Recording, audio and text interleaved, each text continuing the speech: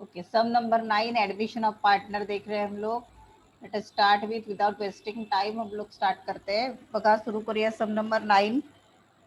3 partner आहे, अमित, बबन आणि तिसरा कोण आहे, कमल. हा, आणि हे काय दिलंय आपल्याला, डेट काय दिली आहे, 1 एप्रिल 2018. सो बॅलन्स शीटची डेट येणार 1 एप्रिल 2018 आफ्टर ऍडमिशन. करायला सांगितलं आपल्याला profit loss adjustment account, capital account आणि न्यू बॅलन्स शीट. आपण ऑलरेडी ड्रॉ करून ठेवलेले आहे. इथे आपल्याला कोणत्याही प्रकारचं कॅश अकाउंट कोणत्याही प्रकारे जर्नल काढायला सांगितलेलं नाही. आता सगळ्यात पहिल्यांदा आपण काय करतो, कॅपिटलचे बॅलन्स लिहून घेतो. माझ्या बरोबर करायचंय हा. सो कॅपिटल येणार बाय बॅलन्स ब्रॉड डाऊन. नावं काय येणार पार्टनरशी, पहिला कोण आहे, अमित, नंतर बबन आणि तिसरं Kamal. Amit, Baban, Kamal. By balance brought down. Amit आणि बबन जुने पार्टनर्स आहेत, त्यांचं कॅपिटल आहे 1 लाख.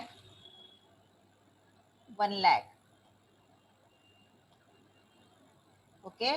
त्याच्यानंतर इथे सुद्धा फॉर्च्युनेटली तुम्हाला जनरल रिझर्व वगैरे काही दिलं नाहीये. दिलं असतं तर आपण इथे क्रेडिटला घेतलं असतं.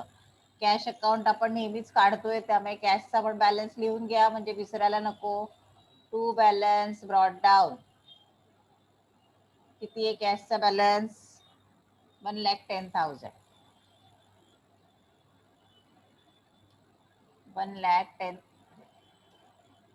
1,10,000. ओके, कॅशचा बॅलन्स लिहून घेतला. आता एक एक आपण करूया. Kamal shall have 1/4 share in future profit. कमलला फ्युचर प्रॉफिट मध्ये 1/4 शेअर द्यायचा आहे. शी शाल ब्रिंग ₹50,000 ॲज हर कॅपिटल. पैसे आले की नाही, म्हणजे कॅश अकाउंट डेबिट. कोणाकडून आले, कमलकडनं. To Kamal's capital. To Kamal's capital account. किती घेऊन आले कॅपिटल म्हणून कमल, 50,000. इथे केलं डेबिट. कॅपिटलला काय होणार, येस, कॅपिटलला काय होणार, credit. By cash. By cash account 50,000. Okay. पुढे काय दिलंय, and 40,000 as her share of goodwill. Goodwill म्हणून ती किती घेऊन आली, 40,000.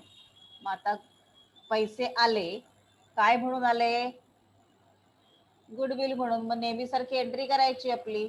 Okay, cash account debit to goodwill account. किती पैसे आणले गुडविल म्हणून, 40,000, 40,000. इथे केलं डेबिट. गुडविलला करायचं क्रेडिट. By cash 40,000. आधी काही डिस्ट्रीब्युशन वगैरे करायचं नाही.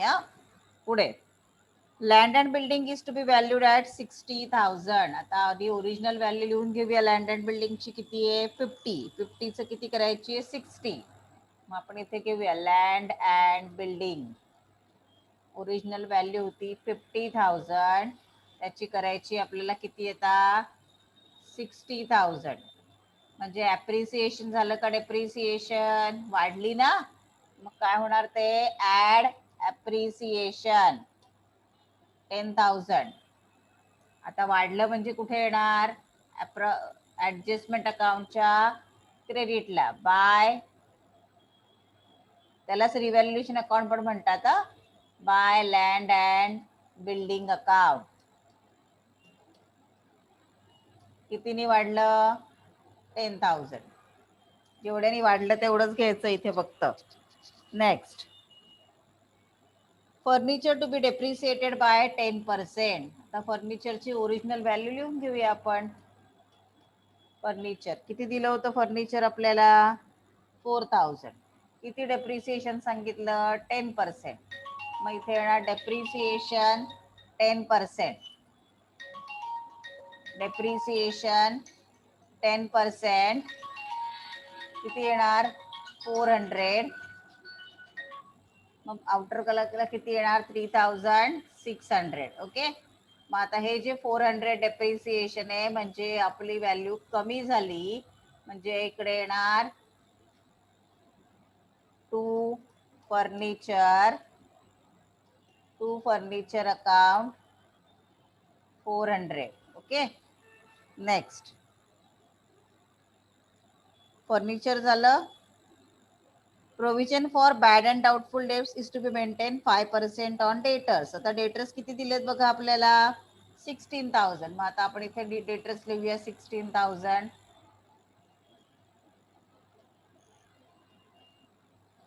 डेटर्स 16,000 लेस डेप्रिसिएशन, सॉरी डेप्रिसिएशन आरडीडी आहे ना, लेस आरडीडी किती पर्सेंट सांगितलंय 5%.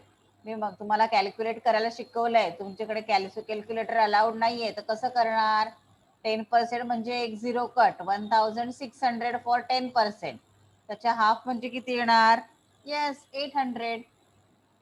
सो ऑलरेडी 5% 800 मायनस होणार, म्हणजे आउटर कॉलम किती येतील सांगा बरं. 16,000 मधनं 800 मायनस केले तर उरणार 15,200. कितीनी कमी झाले डेटर्स 800. त्याचीच एंट्री येणार इकडे फक्त. हा इथे येणार 800 टू आरडीडी म्हणा, to RDD account.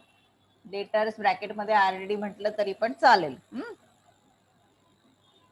Stock to be valued at 1,10,000. Stock पहिले होतं 1 लाख, बरोबर. मग इथे लिहिणार आपण स्टॉक 1 लाख. त्याचे करायचे आपल्याला 1,10,000. म्हणजे ऍप्रिसिएट झाला का डेप्रिसिएट स्टॉक, येस ऍप्रिसिएट झाला ना, म्हणून इथे ऍड ऍप्रिसिएशन. कितीने ऍप्रिसिएट झाला 10,000 नी. ते कुठे लिहिणार, क्रेडिटला येणार ना, बाय स्टॉक अकाउंट. इथे लिहिलं याचाच अर्थ ऍप्रिसिएशन, इकडे पुन्हा ऍप्रिसिएशन म्हणायची गरज नाही, बाय स्टॉक म्हणायचं फक्त. Okay, that's it. सगळ्या ऍडजस्टमेंट झाल्या. Capital account of all partners to be adjusted in their new profit sharing ratio and excess amount is transferred to their loan account. Excess amount loan ला transfer करायची. आता आधी आपण गुडविलची adjustment complete करून घेऊया. Okay, goodwill account close करायला लागेल ना आपल्याला. गुडविल किती आणलं होतं त्यांनी, किती आणलं होतं बघा बरं. गुडविल 40,000 आणलं होतं ना. मग आता आपण आपल्याला इथे न्यू रेशो दिलाय का ओल्ड रेशो दिलाय का बघूया. गुडविल 40,000 आहे, इकडे पण लिहून टाकते मी 40,000. Goodwill should be distributed among old partners in their sacrifice ratio. Old partners कोण होतं, to Amit capital, to Baban capital.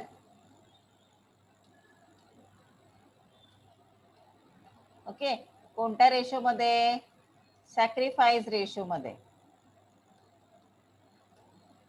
Okay, आता आपल्याला सॅक्रिफाईस रेशो दिलाय का बघा प्रॉब्लेम मध्ये. सॅक्रिफाईस रेशो दिलेला नाही, पण न्यू रेशो आपल्याला कॅल्क्युलेट करता येईल, बरोबर.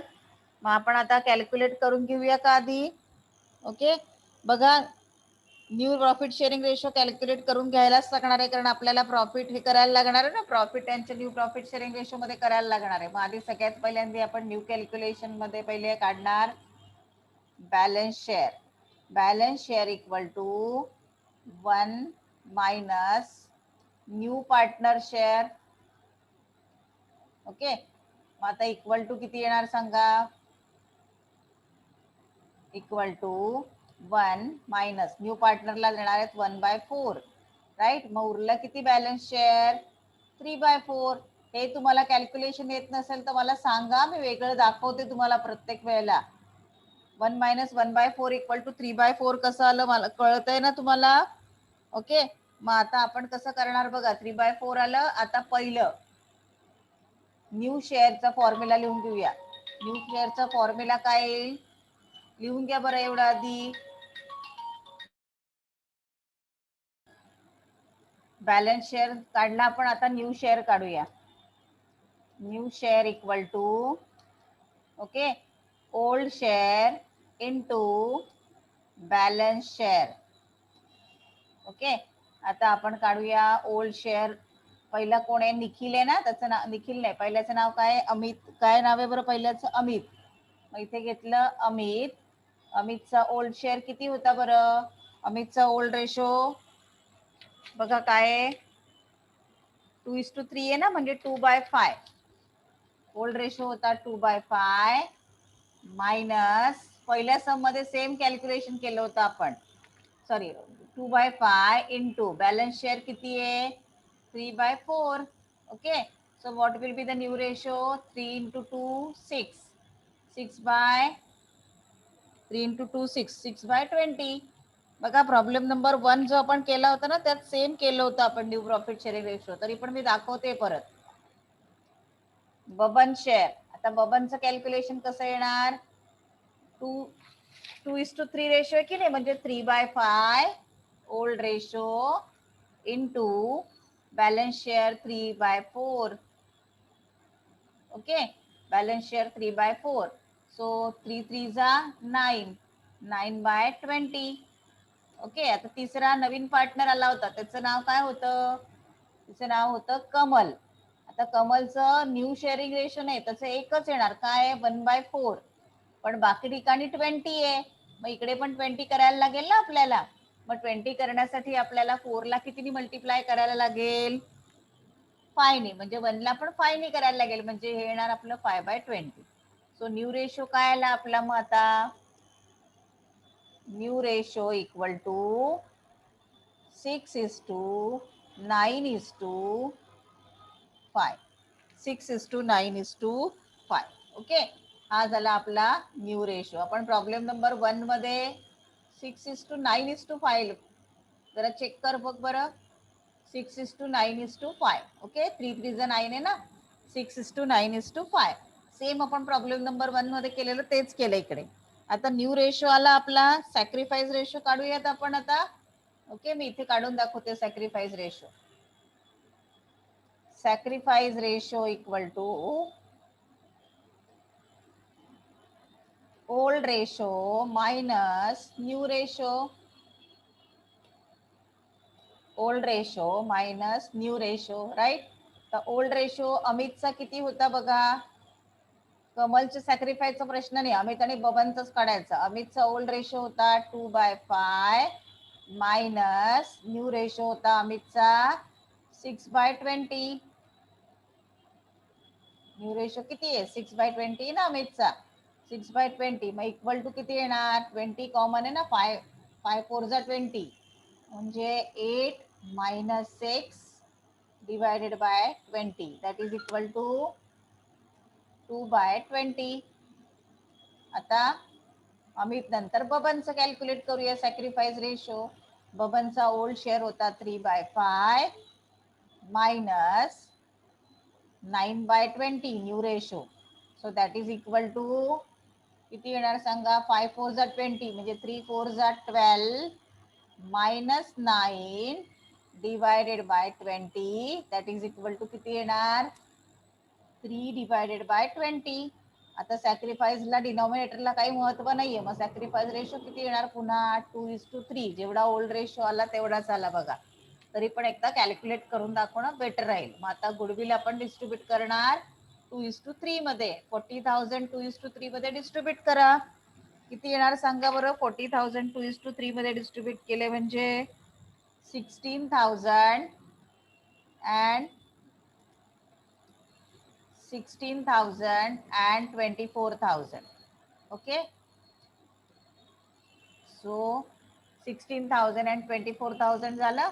मग आता इथे केलं डेबिट, कॅपिटलला करायचं credit. By goodwill account 16,000 24,000. Okay, आता याच्यामध्ये पुढे काय बाकीचे ऍडजस्टमेंट दिलेत का? आता त्यांना सांगितलंय capital should be adjusted in their new profit sharing ratio. New ratio आहे 695. आता कसं येणार बघा. आता कॅपिटलचे कॅल्क्युलेशन करून घेऊया. For 5 share capital equal to किती आणलं त्यांनी कॅपिटल? 5 शेअर साठी 50,000 कॅपिटल आणलं. आता अमित अमित आहे ना पहिले. हा, अमितचं किती शेअर आहे न्यू रेशच्या प्रमाणे 6. For 6 share capital equal to किती येणार by the rule of cross multiplication. कसं करणार सांगा? By the rule of cross multiplication है ना. 50,000 into 6 divided by 5, so it will be 60,000. Okay. आता अमित नंतर कोण आहे? बबन. बबनचा शेअर किती आहे? 9. बबनचा शेअर आहे 9 share capital equal to by the rule of cross multiplication 5च धरायचा वरती. 50,000 multiply by 9 divided by 5, that is equal to 90,000. So आता आपल्याला कॅपिटल मिळाले की नाही, मग कॅपिटलच्या डेबिटला लिहून टाका. टू बॅलन्स कॅरीड डाऊन किती आहे तिघांचं कॅपिटल? पहिल्याचं येणार 60,000, दुसऱ्याचं येणार 90,000 आणि तिसऱ्याचं येणार 50,000. ओके. हे झालं बॅलन्स लिहिला. आता आपण बाकीचं क्लोजिंग करूया. गुडविल अकाउंट क्लोज झालं. आपल्याला ऍडजस्टमेंट लोन अकाउंट बंद करायची आहे, कॅश बंद काहीच ऍडजस्टमेंट करायची नाहीये, त्यामुळे कॅश अकाउंट पण बंद करू शकतो आपण. By balance carried down 1,10,000 plus 50,000 1,60,000. मग कॅश किती येणार तुमची total? 2 lakh. Okay. Total of cash किती आली? 2 लाख.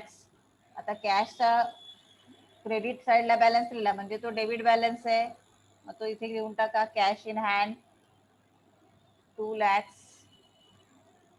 ओके. आता आपण इकडे क्लोज करूयात. Profit loss adjustment account close करायचं. 10,000 प्लस 10,000 20,000. ओके. इकडे पण लिहिणार 20,000. डेबिट साईडला काय काय बघा, फक्त 800 आणि 400 एवढंच आलंय ना डेबिट साईडला. मग आपल्याला डिफरन्स किती येणार? 20,000 मधनं 1,200 मायनस झाले म्हणजे 18,800. आता 18,800 त्यांच्या ओल्ड रेशो मध्ये वाटायचं ना त्यांना, मग इथे काय लिहिणार? Sorry, to capital account Amit Baban. Old ratio काय होता त्यांचा? 2:3. मग 2:3 मध्ये 18,800 तुम्हाला वाटता येत आहेत ना? जर येत नसेल तर मी परत सांगते, मी डिस्ट्रीब्युशन शिकवेन, नाहीतर तुम्हाला काही उपयोग नाही प्रॉब्लेम करून. 7,500 त्याचं काही वर्किंग नोट दाखवायची गरज नाही, डायरेक्ट डिस्ट्रीब्यूट केलं तरी चालेल. 11,280 हे डिस्ट्रीब्यूट केलं, याला काय म्हणणार? Profit on revaluation. Credit side मोठी आहे ना म्हणून हा प्रॉफिट आला, डेबिट साइड मोठी असती तर लॉस आला असता. आता इथे केलं डेबिट, कॅपिटलला काय करायचं? Credit. By profit and loss adjustment account किती येणार? 7,520 आणि 11,280. बरोबर ना? Profit on revaluation. आता हे बंद करूयात आपण. अजून काही दिलंय का? नाही. आता आपल्याला ऍडजस्टमेंट लोन अकाउंट थ्रू करायला सांगितली. आता कमलचा तर काहीच प्रश्न नाही, ते डायरेक्ट अमाऊंट लिहू शकतो आपण अशी. ओके. सो कमल आपण लिहिली 50,000 50,000. करेक्ट. आता आपण अमित पासून सुरुवात करूया. दिसताना दिसतंय क्रेडिट साइड मोठी आहे, मग क्रेडिट साइडची टोटल करा. 1,23,520. 1,23,520 मधनं इकडे आहेत 60,000, म्हणजे बॅलन्सिंग फिगर काढा किती येते? 63,520. ओके. इकडे येणार आपलं आता इकडची टोटल घ्या किती येते. इकडे पण क्रेडिट साइडच मोठी आहे. 1,35,000 280. माझ्याकडे कॅल्क्युलेटर आहे म्हणून माझं एवढं फास्ट होतंय, तुम्हाला वेळ लागणार. 1,35,000 मधनं 90,000 मायनस करायचं, एकच ऍडजस्टमेंट ना, म्हणजे उरले किती? 45,280. ओके, 45,280. इकडे काहीच येणार नाही. आता ही ऍडजस्टमेंट कशा थ्रू करायला सांगितली आहे? Loan through. म्हणून इथे म्हणायचं to partners loan account. Okay, आता हे दोन्ही बॅलन्सेस डेबिट साईडला आलेत, पण ते उलट्या बाजूला येतात नेहमी, म्हणजे क्रेडिट बॅलन्सेस आहेत, तर बॅलन्स शीटच्या लायबिलिटी साईडला येणार. पहिले आपण कॅपिटल लिहून घेऊया. अमित, बबन, कमल. अमितचं कॅपिटल किती आहे? 60,000, 90,000, 50,000. Make the total of these three and write on the outer column. Outer कॉलमला तिघांचं मिळून टोटल येणार बघा किती येते? 60, 1,50,000 प्लस 50,000 म्हणजे 2 lakhs. ओके, तसंच लोन आहे बघा, पार्टनर्स लोनचा बॅलन्स पण इकडेच आलाय, म्हणजे ते पण इथेच येणार. पार्टनर्स लोन अकाउंट, अमित आणि बबन. नवीन पार्टनरचा काही संबंध नाही लोन अकाउंट दाखवायचा. अमित आणि बबन. अमित किती आहे? 63,520 आणि बबनचं आहे 45,280. दोघांची मिळून टोटल आउटर कॉलमला घ्या 1,08,800. ओके, 1,08,800. आता ओल्ड बॅलन्स शीट रेफर करा, त्याच्यामधला कुठला आयटम लायबिलिटी साईडचा राहिलाय का? येस, क्रेडिटर्सला आपण हात लावलेला नाही, मग ते ॲज इट इज कॉपी करायचं. डिझोल्युशन मध्ये आपण पेड ऑफ करतो, इथे पेड ऑफ नाही करायचं, creditors as it is copy करायचं. ओके, हे झालं लायबिलिटी साईड. आता ऍसेटला बघा, कॅशचा बॅलन्स आपण घेतला, लँड अँड बिल्डिंग आपण घेतलं, प्लांट वरती काही ऍडजस्टमेंट नाहीये, म्हणजे ते ऍज इट इज घ्यायला लागेल आपल्याला. किती अमाऊंट दिली आहे ओल्ड बॅलन्स शीट मध्ये, तशीच तशी घ्यायची. ऍडजस्टमेंट नसेल तर बॅलन्स असेच कॉपी करायचे. फर्निचर ऍडजस्टमेंट केली, स्टॉक केली, डेटर्सची ऍडजस्टमेंट केली. आता मेक द टोटल ऑफ दिस. हे ते टॅली झालं तर वी आर अरिथमेटिकली करेक्ट. आता टोटल तुम्ही करायची आहे, सगळी टोटल मी नाही करून दाखवणार.